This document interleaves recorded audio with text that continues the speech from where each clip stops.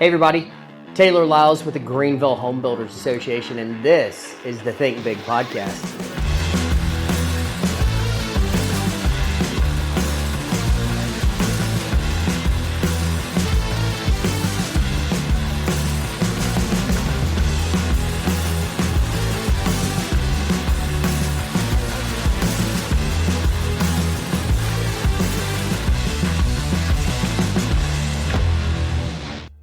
Good morning and welcome to the latest episode of the Think Big podcast. I am your host, Taylor Lyles, Chief Executive Officer of the Home Builders Association, and we've got a unique guest today.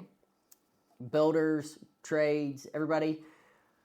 We've got somebody that's going to kind of help you refine your marketing, talk about the do's and don'ts, go in depth on things that you need to look for to make sure that your business is truly spending money in the right areas. We've got Ben Griffith with Go Digital.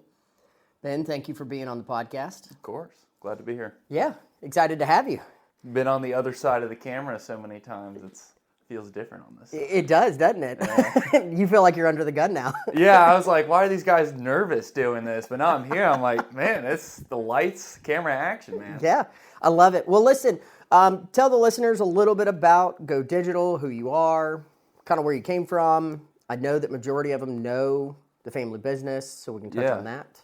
Yeah, so I mean, I'll give the whole story here because I think it's a good one.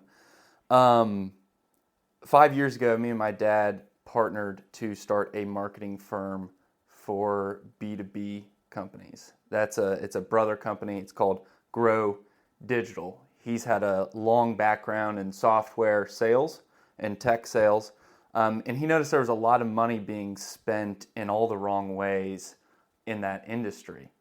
And, you know, I had done a lot in marketing previous to that. And so we kind of partnered together and started that working primarily in the health tech and fintech sectors, being an outsourced marketing firm kind of all in one. My family also owns a local flooring store here in Greenville, South Carolina, all about flooring. They're one of the sponsors of the podcast. Yeah. They've been in the HBA forever. But obviously, that's a family-run, family-operated business, and we were looking at the books, end-of-the-year books, 1 year, and just saw how much money was being put into marketing, and then the results that we were seeing at the end. Yep. And it wasn't matching up. And so we had a lot of experience in the B2B industries, and so we kind of had the idea, well, what if we bring this B2C, meaning business to consumer? So any of your home service, stuff like that. So we started Go Digital. Core focus there is helping companies that have been founder-led for a long time move into the digital age with digital marketing. So all of these companies that have been spending a lot on billboards, TV, radio, stuff like that, really refine their digital marketing strategy going into we're well into the 21st century right now. Yeah. But I mean, you'd still be surprised how many people aren't spending or paying attention to online. So that was kind of the core thought behind that. We say that we are marketing by home service pros for home service pros. So I think we've got a unique value prop in that way. We're not a VC-backed marketing firm that just came into the home service industry. Yep. I mean, we grew up in the home service industry. I mean, I remember I was, 10 or 12 helping my grandpa break down at the home show every year. And we'd always go to Stack's Omega for dinner on Sunday nights after we broke down. That was a tradition in our family. So we've been in the home service industry for a while, but we've also been in the marketing industry. Yeah. So it was kind of the core principle of how we came into being. So helping home service companies go digital. Perfect. So I guess the concept would be, and I'll use All About Flooring as an example, more traditional. I know your grandfather did a lot of radio. Yeah. And that's costly. It is. And where your pay-per-clicks and your digital, you can get your dollar to go a lot farther. And so more important than that, I would say you can track success in those campaigns even more. Yep. With radio, I mean, you would be leaving it up to a salesperson in store to ask, how did you hear about us?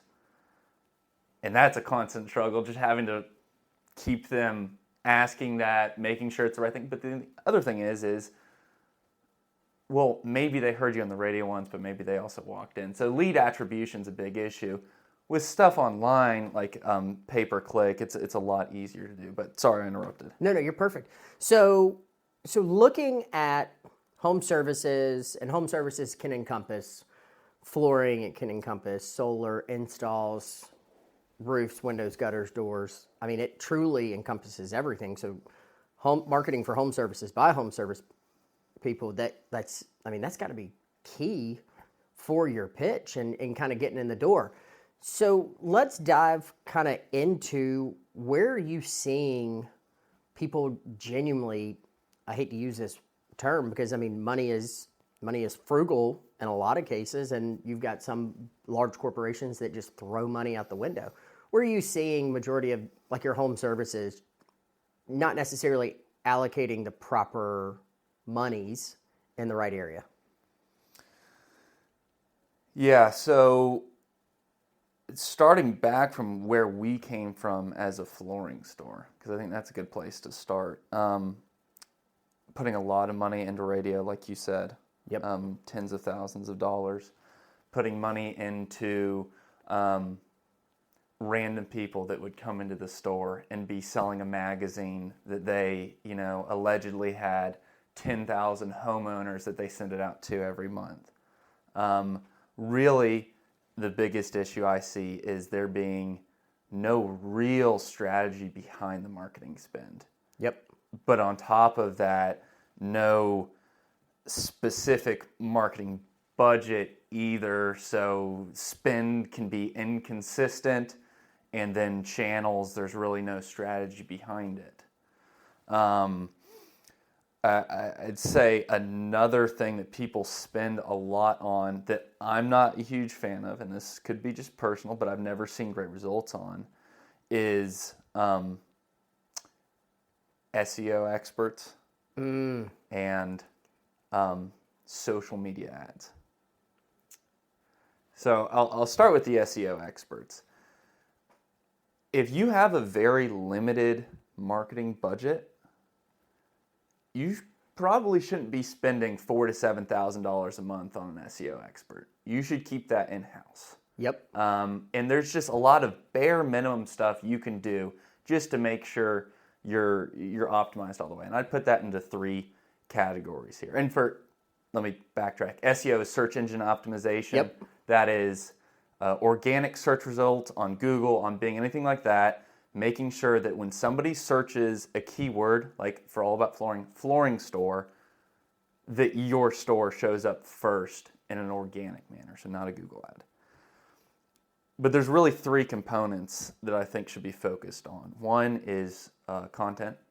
Yep. So that's putting out blog topics, thought topics, stuff like that.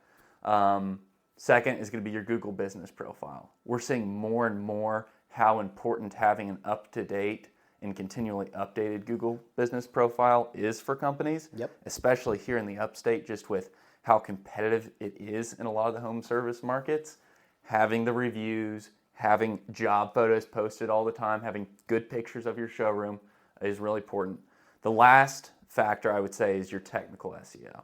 So that is, when you get to your technical SEO, you are going to need somebody that has like a minimum amount of experience in, but that's adding meta descriptions to your different pages on your website, making sure your website is formatted properly, you don't have a lot of extra junk on your website, your loading speed is quick, stuff like that, that when Google sends their crawlers to your website, it's very easy and quick to see what you do, who you do it for, where you do it. Yep. And with SEO, the gurus, there are plenty of people that are really good at it out there. Yep. But for every person I think that's good at it, there's 10 people that aren't good at it. Yeah. And it's just a lot of money that I think can be better spent on something like a Google ad. That's going to see a sooner return on investment, and it's going to be more consistent and easier to scale. as you grow.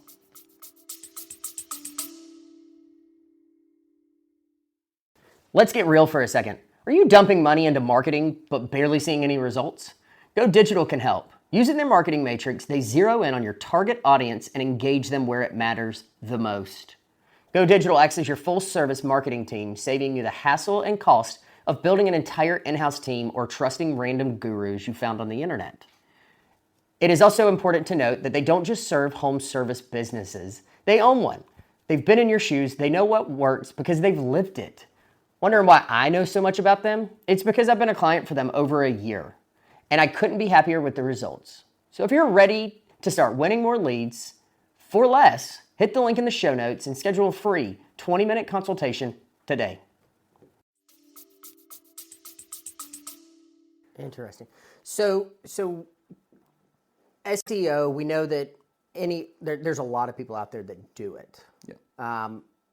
But you touched earlier on social media stuff. Like these, I know a bunch of builders think that boosting their post will get them in front of all these other people, and they'll put, I know builders that do the bare minimum, $20, or they'll do thousands of dollars on boosting a post. Yeah. Let's dive into that. Yeah, so, and I hope if I get too specific on terms at any point, just let me know, because I'm always open to explain anything. But when I talk about social media ads, I'm talking about going through and like promoting the post, creating an ad that's non-organic. It's not something you're just posting to your Instagram or your Facebook. It's something you are paying to show people. I've only found one successful use case for these types of ads. And what it is, I'll try to give an overview and not get super technical in it, is there is something called a meta tag that you can put within your website that is going to track all of the people going to your website, and then it can pair their Facebook or Instagram profile with their IP. Interesting. So then you can retarget people that have been on your site. Maybe they didn't make the expression of interest, but you can retarget them and then show up in their Facebook. The example I like to give is, because Amazon does a really good job of this, if you've ever been searching for a new bike, and 2 days later, you see an Amazon ad on the side of Facebook, and it's a bike, and you're like, how do they know these things? That's what that is. And it can be a good use case for some people. Yep. I think overall, you're still paying a high cost of acquisition compared to other sources. But I think more so the way that a lot of companies are doing it wrong is they think just putting the ad out there and creating kind of a very broad target market, like maybe they use age, geography, and interests. Yep. And they'll put a significant amount of money into it, but then they don't have the tracking in place to measure ROI. They just kind of do it by ear, really. Like, do we have people coming in the door? Do we have people calling on the phone? Well, we're spending X amount of money, but you have no lead attribution there, and that's an issue. Anytime you're spending marketing money, you need to have good and accurate lead attribution there. So then you can legitimately see which channels are working best for you, and then you double down in those places. So overall, the pay-per-click on Instagram, Facebook, stuff like that, I've just never seen a great ROI on. And organic's different. I think it's definitely important to keep up with your organic social media, especially for builders and stuff like that there's not really the one great channel of outreach. Yep. Just having a presence out there, I think is big. So nothing against organic social media, but the pay-per-click on social media, I've not seen the great ROI on. And on top of that, if you're trying to send people to your website, and you're just like, well, at least I'm sending people to my website, right? Like I'm paying $1.50 a click. Yep. If 9 times out of 10, if you go back and you have Google Analytics set up properly, you're going to see an incredibly high bounce rate. Bounce rate being people are literally, it's fake clicks, essentially. Interesting. It's not people. So I have a client that we've worked with for a while, and they wanted to do some internal ads on social media, and the founder, CEO, we were talking about it, and I was like, hey, just so you know, I'm looking at because we built his website. I'm looking at the back-end analytics.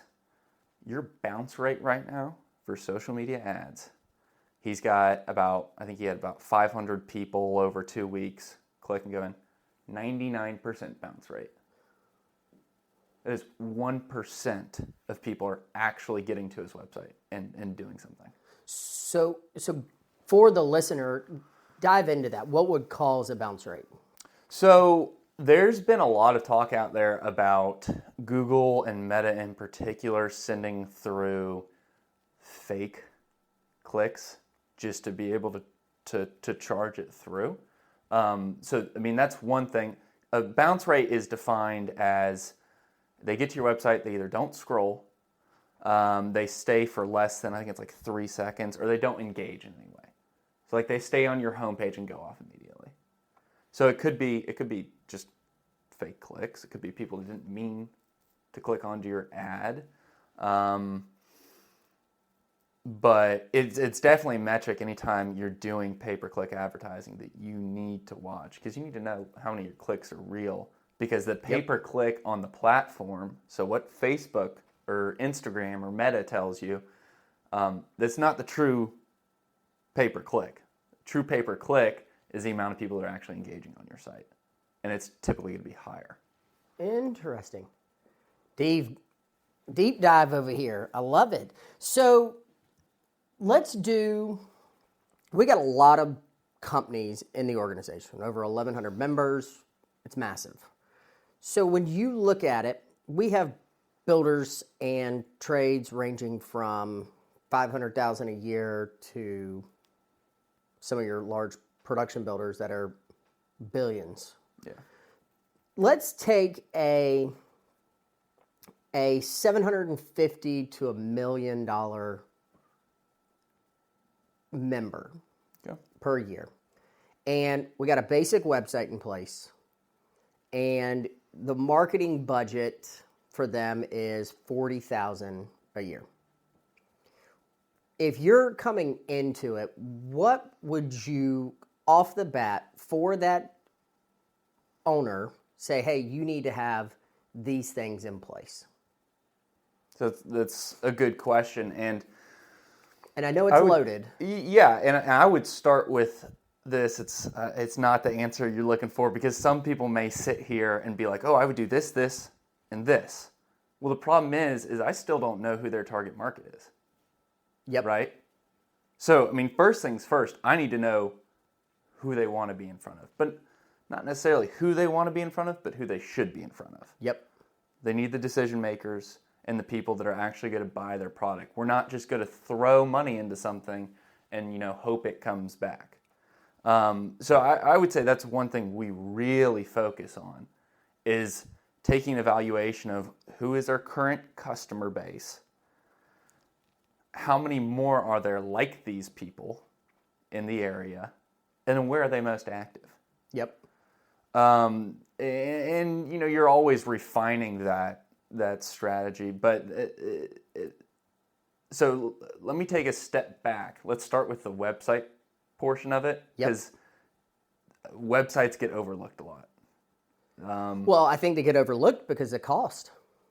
And they're expensive. Yep. And I would say if you're at $750 to $1 million a year, we're not the right solution for you for a website. Yep. Just being transparent. Most of the websites we do are going to be from your kind of 15 to 25,000 range. So at that point, our website's not, our websites are not going to be the best solution for you. What I would point someone towards is, honestly, go to Wix. Go to some type of no-code, low-code platform. You can have, a tech-savvy younger person in your company build out. Yep. Don't make it complicated. Make it one page, have a clear call to action. At the end of the day, what we say a lot, and we harp on this, is your website's not a digital billboard. And it shouldn't be.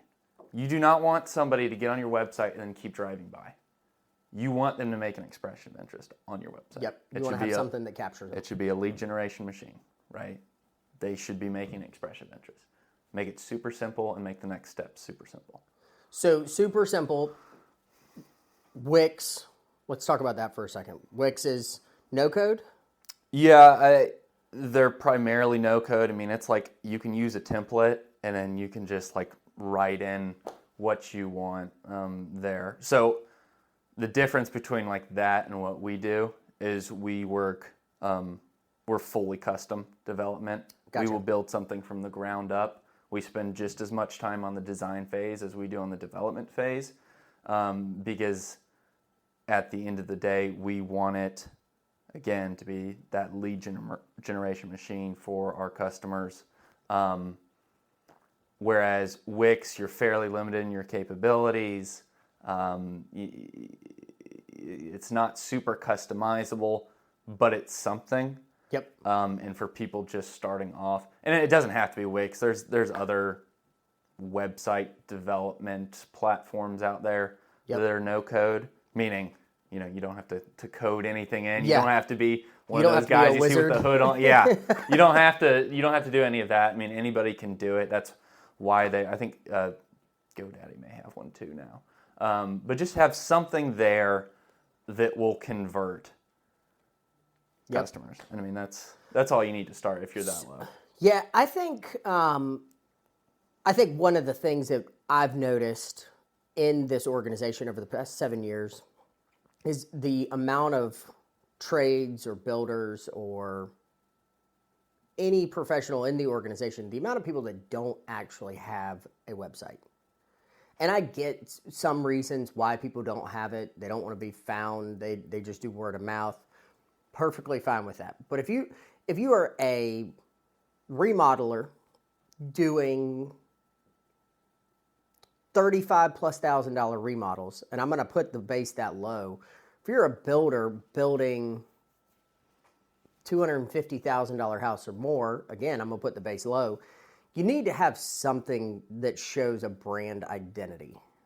And having a website in place, getting them on Wix is a great opportunity. Being able to redirect people just so they can find you.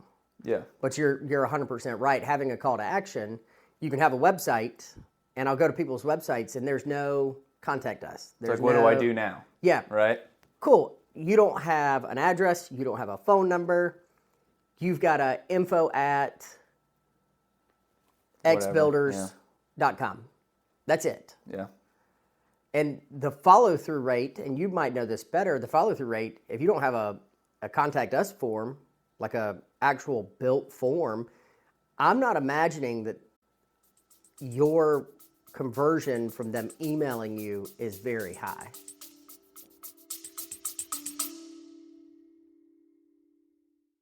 Builders, trades, realtors. If you're looking for a flooring partner you can trust, look no further. I'm here to tell you about All About Flooring. All About Flooring is a family-owned business with 3 generations of owners that know the flooring business inside and out. They work in residential and commercial projects for both new builds and remodels by providing high-quality customer service and installation for carpet, area rugs, hardwoods, laminate, luxury vinyl, and more. Y'all, they even provide professional carpet, tile, and upholstery cleaning. At All About Flooring, they're more than just a flooring provider. They're your partner in delivering top-tier results that your customers will absolutely love. You can find their website linked in the show notes or visit their 9,000 square foot showroom at 2111 North Pleasantburg Drive. Now, let's get back to the show. Yeah, I mean, and it can't even, sometimes you need to get a little bit more, and again, we're getting more into the custom, so we're kind of getting a little bit off the beaten path of the 750 to $1 million, but you should figure out what somebody would fill out if they're at the top of the funnel, but also if they're at the bottom of the funnel. So if you have a consultation form if they're closer to the bottom of the funnel, that's a good call to action for them. But if they're at the top of the funnel, they may not be ready for a consultation. They may just be learning. But what you don't want to do is for them to get to your site just to learn and then leave. Yep. Because then you have no way of contacting them again. So, kind of going farther into this, when you have that business, and we'll use a plumbing company. They're $1 million a year plumbing company. Their target audience is new construction and residential repairs. They are a moderately priced company. Are they putting ads on pay-per-click, Google? Are they putting ads on Instagram, Facebook, LinkedIn? Are they doing that? Like, where do you see them spending that? So, I'd say, again, don't pay for a single cent in advertising until you know that your website is going to convert them. Yep. We have to talk with clients all the time that just come in, they're like, hey, we just want advertising. We just want Google pay-per-click ads. And, I feel like it's my obligation to say, hey, we can pay for that, but at the end of the day, your cost per acquisition, so cost per form fill or call or email or anything like that, because you can track that all at the website level. Yep.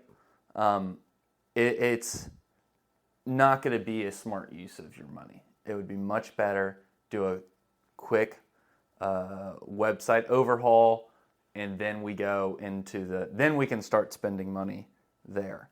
But I would say, so at that kind of $1 million, the website obviously, but especially if you're a service company like plumbing, that a lot of your leads are going to come into a call center, right? Yep. It's going to be people on demand calling in. Your Google business profile can be your biggest asset. People may never even get to your website if you have a really good Google business profile. Yep. Good meaning you're posting updates on there. You're using keywords, but not just your short tail keywords, meaning flooring. Yeah. But flooring store in Greenville, South Carolina. Stuff like that on the updates, because it's not a person in Google that's reading through these and deciding how to rank them. Yeah. They can't see, oh, they are in Greenville and they have flooring. Okay, flooring store. It's their machine learning engine that's running through, crawling the profiles, the websites. So make it very straightforward. This is what I do. This is where I do. This is who I do it for. So posting the updates, just having photos all the time, but then also get reviews. Yep. I mean, reviews can be, you can get 50 to 100 phone calls a month just from your Google business profile if you're keeping up with reviews, and obviously much more than that. But have a plan in place to get reviews once you're completed a job. And the best time for that is when you're still in contact with them. Yep. Don't ask them a week after. They don't care a week after. Yeah. Ask them right then. So, all right, I'm glad you brought this up. So reviews, we all know, and everybody in a service industry, everybody that's a business owner knows, without a doubt, if you piss a client off, they are 90+% going to go and rant a review. Oh, yeah. But you have the best experience ever. Getting them to go do a review is, I would go as far as saying, less than 10%. Yeah. So what are you suggesting to your clients on ways to get people to actually convert on the review? Is it incentivizing the review with, hey, I'll give you a $10, $15, $20 gift card? Or is it, what do you see has worked with the clients that you've worked with to get those reviews? So I wouldn't say you have to incentivize, but you can always let them know up front. So when you close, I mean, your close date to when you're actually done with the work can be months, it can be a year, depending on what industry you're in. But having the conversation, I think, up front, saying, hey, we would really appreciate a review from you face to face. I mean, the automations are great, and that's how a lot of people are doing them, right? Yep. They're sending the text, and you're going to be under 10%. You're probably around 2 to 3%. Wow. There, just because people are going to see it, and that's not the person they worked with throughout the process. That's not the number they have saved in their phone. So I would say the best way to do it is ask for it early, and then make sure it's the person they've worked with throughout the whole time. So it's a person to person, and let them know why you want it. Don't and ask for 5 stars. Don't just say, hey, can you leave us a review? Say, hey, we really appreciated working with you. And one of the best ways that you can let others know about us is by leaving a 5-star review. Would you be willing to do that? And you don't have to send them the link there, but then you can send them the link after. Yep. And then I would say most importantly, don't feel bad about following up on it. Yep. Don't feel bad about sending it 2 days later if you don't see a review. Hey, just wanted to make sure the link that I sent worked. Yep. Something like that, just to make sure. So I have a very interesting rub with asking for a 5-star review. Okay. So I've always been of the perception, whether it was businesses I've owned, whether it's the association, of if my work is not worth a 5-star review, I want you to truly say so I can get better. So I'll give you an example. We had some work done at the house. This was October, and phenomenal work. Guy did an incredible job on what we needed done, and at the end of it, he said, hey, Taylor, I would love for you to leave me a review. And then he kept talking. He said, but if it can't be a 5-star review, let me know so I can fix it, and then you can give me a 5-star. And to me, it put this perception in my mind that, all right, if everything on your Google page is 5-star reviews, what did you have to go back and fix to make sure you got those 5-star reviews? What did you have to correct? So if it was timing, if it was experience, if it was communication, if it was craftsmanship, if it was cost, whatever it was, what did you have to do to make sure you're guaranteed a 5-star review? I'd say even more important than getting the 5-star review there, you have a chance to improve your customer experience. That's a great point. I mean, if there is, nobody's going to know if they don't tell you. Like, you're not going to know there's a gap in your customer, or maybe you do, and maybe you don't care, and at that point, you're probably not getting 5-star reviews anyway. Yeah. But if you do care, right, and somebody lets you know about the gap in your customer experience, whether it's communication or just overall service, anything like that, you have a way to improve. But yeah, 5-star reviews, getting any reviews are going to be helpful. And I found, there's the dreaded 1-star reviews that, somebody puts 25 pictures and 3 paragraphs of 1,000 words, and then it shows up as one of your first reviews for the next year because it has so much detail. I mean, they're the bane of home services existence, but at the same time, I think most people read that and kind of figure out that maybe there were some unrealistic expectations. Yeah. Yeah, setting the goal might not have been what was agreed upon in the beginning. Yeah. Man, that's wild. So, all right, so SEO, having a call to action on your website, and just so people listening, call to actions, what would you say is a basic but good call to action to put on it? Is it get a quote? Is it have us out? Is it free estimates? Is it like what is a call to action? So I'd say for home services? I'd say there's probably 3 principles that you want to stand by when you're creating a call to action on your website, like your main call to action, right? I'd say 1, don't put the word free in it. Just when you put free in it, I think it brings the value of it down all the way, and everybody wants to offer something for free.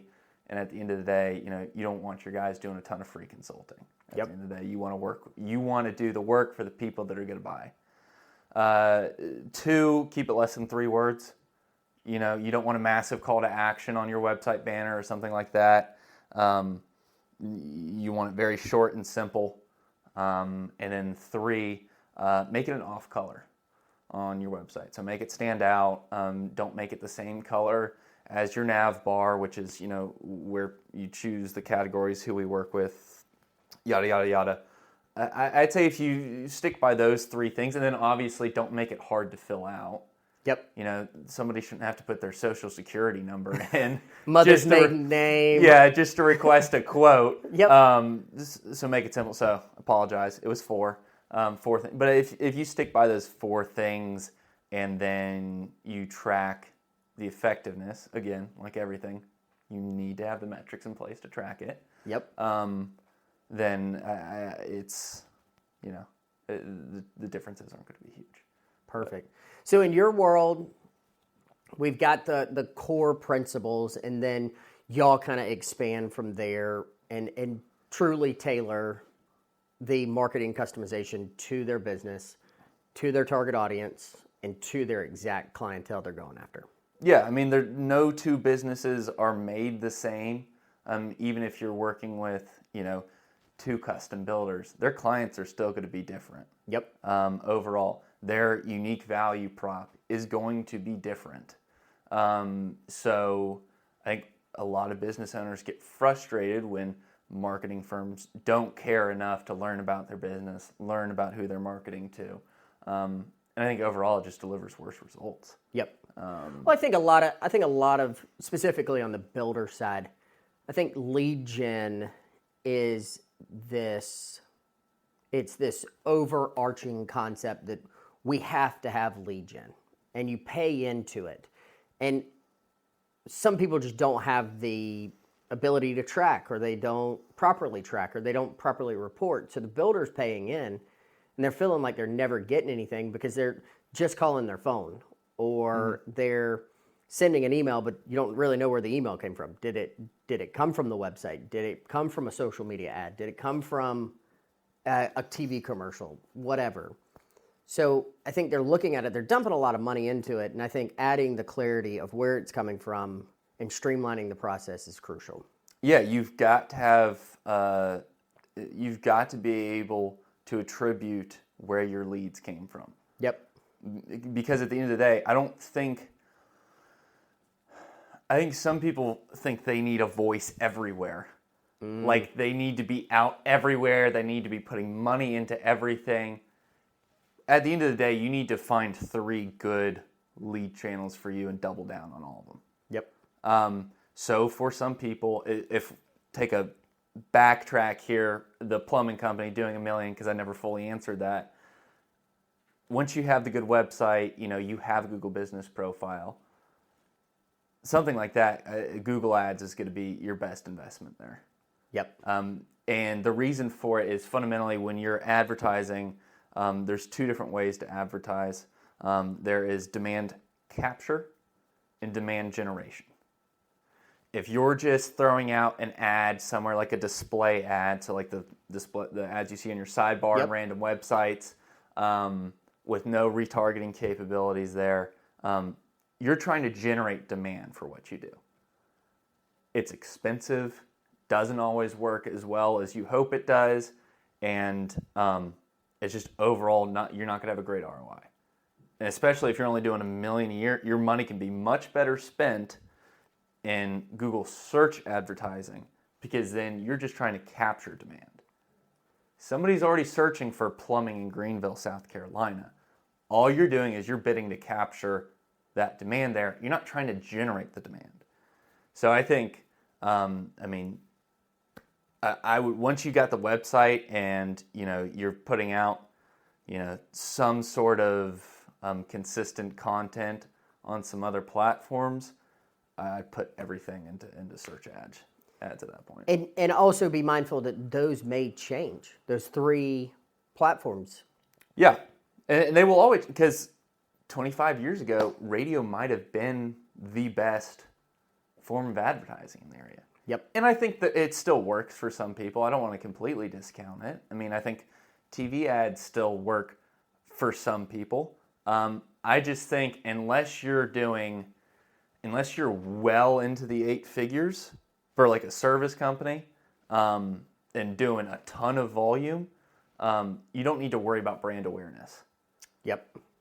Because like if you're doing 1-2 million, people knowing about your brand is great, but you can do that on your own by showing up to HBA events. He's not paying me to say this. Yeah. He's showing up to HBA events, going to the Chamber of Commerce, just putting your brand out there. Yep. And that's pretty much free. Outside of a couple expenses, but it's not paying $10,000 to be on a billboard. Correct. Rather, you need to be spending your money on things that are actually going to be generating leads. Yep. In something that you can track, which is why, I'm a huge proponent of great websites and advertising with Google search. That's fantastic. I said it. You did. I said it. On the mug. It's on the mug. If you are listening, I was gifted a Think Big podcast mug that says, "That's fantastic." Apparently that is my thing that I've said constantly ever since we started it. I'm just going to have to keep going with it, Ben. I think you're going to have to, and we're going to have to create a blooper reel where you're just saying, "That's fantastic." There may be some merch to come. Yeah. There may be some t-shirts and stuff. I don't know. We may have like a Think Big merch drop. That's fantastic written across the front. There you it's go. like Bob's stuff, Bob Menery with there you Have go. a Day. Yeah, there you go. Hats, shirts, fanny packs. I don't know. Ooh, beer belts, the koozie belts. Like that's fantastic across them. Ben, there's endless opportunities here. All right, listen. On social media, comment if you are interested in the Think Big merch.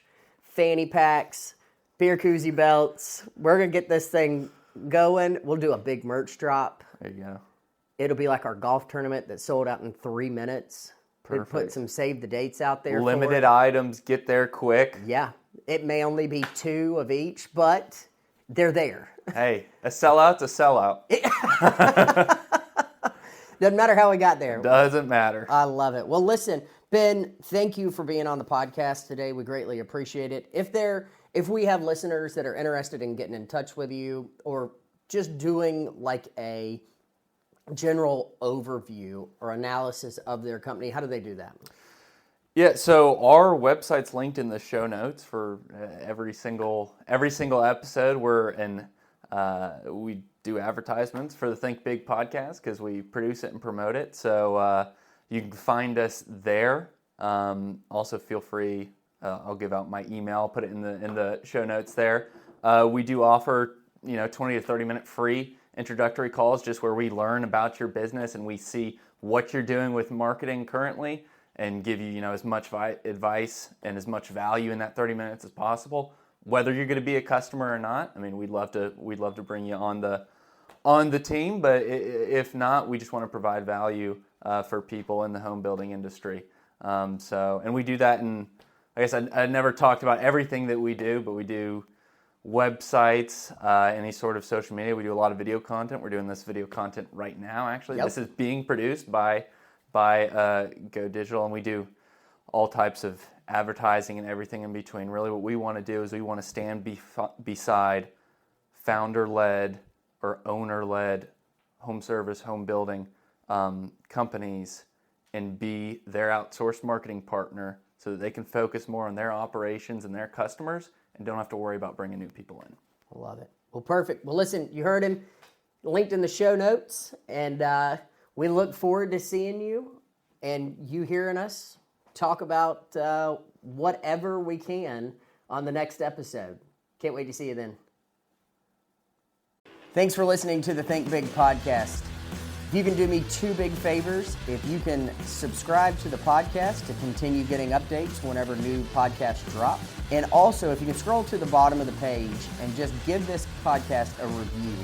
We want to continue pushing it out to more people, sharing what we're talking about, and educating more people in the building industry. I would also like to say a huge thank you to two of our sponsors, All About Flooring and Go Digital. If you're interested in sponsoring the Think Big podcast for 2025, be sure to reach out to the HBA of Greenville today. Thanks.